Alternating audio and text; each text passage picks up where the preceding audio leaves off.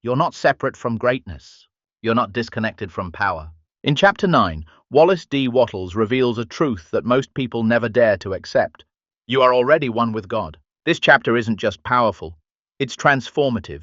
Let's dive in. Having recognized God as the advancing presence in nature, society, and your fellow men, and harmonized yourself with all these, and having consecrated yourself to that within you which impels toward the greatest and the highest, the next step is to become aware of and recognize fully the fact that the principle of power within you is God Himself. You must consciously identify yourself with the highest. This is not some false or untrue position to be assumed. It is a fact to be recognized. You are already one with God. You want to become consciously aware of it.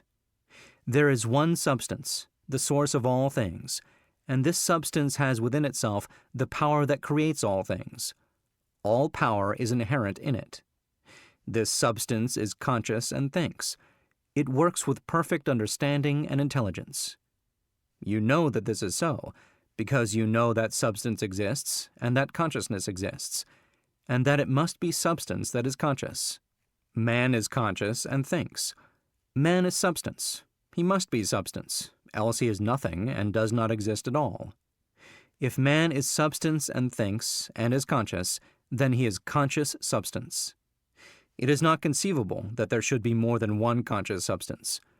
So man is the original substance, the source of all life and power embodied in a physical form. Man cannot be something different from God. Intelligence is one and the same everywhere, and must be everywhere an attribute of the same substance.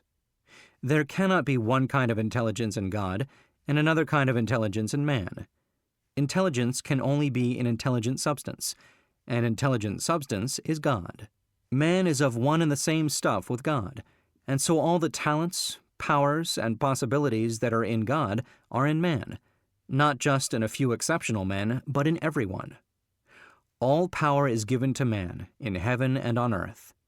Is it not written, "Ye are gods"? The principle of power in man is man himself, and man himself is God. But while man is original substance, and has within him all power and possibilities, his consciousness is limited. He does not know all there is to know, and so is liable to error and mistake. To save himself from these, he must unite his mind to that outside him which does know all. He must become consciously one with God. There is a mind surrounding him on every side, closer than breathing, nearer than hands and feet, and in this mind is the memory of all that has ever happened, from the greatest convulsions of nature in prehistoric days to the fall of a sparrow in this present time, and all that is in existence now as well. Held in this mind is the great purpose that is behind all nature, and so it knows what is going to be. Man is surrounded by a mind that knows all there is to know, past, present, and to come. Everything that men have said or done or written is present there. Man is of the same one identical stuff with this mind. He proceeded from it, and he can so identify himself with it that he may know what it knows. "My Father is greater than I," said Jesus. "I come from him. I and my Father are one. He shows the Son all things.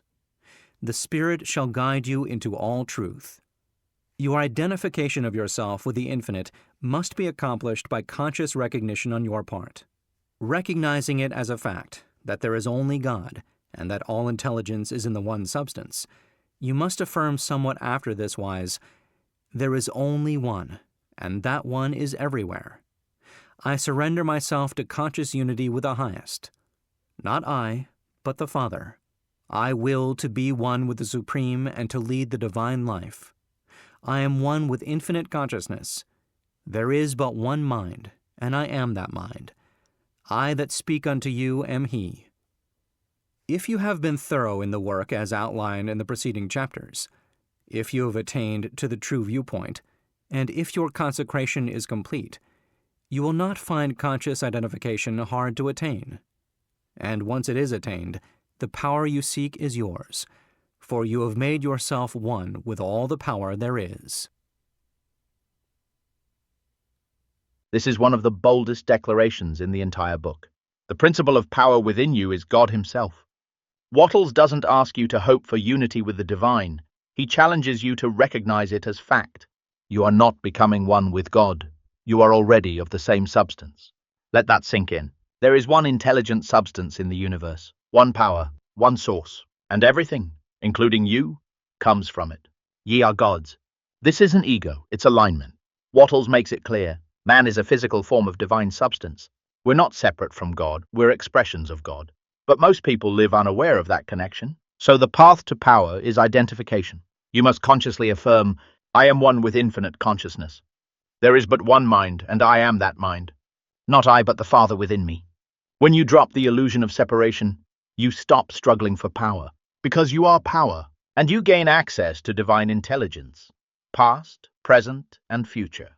The more deeply you identify, the more divinely you live. Stop reaching, start remembering. You're not disconnected. You're not lacking. You are already one with the source. You just have to recognize it. Comment below. What happens when you live knowing you are one with God? Hit subscribe if you're ready to stop striving and start living from divine identity. And remember, you've never been separate. You've only been asleep. Now awaken.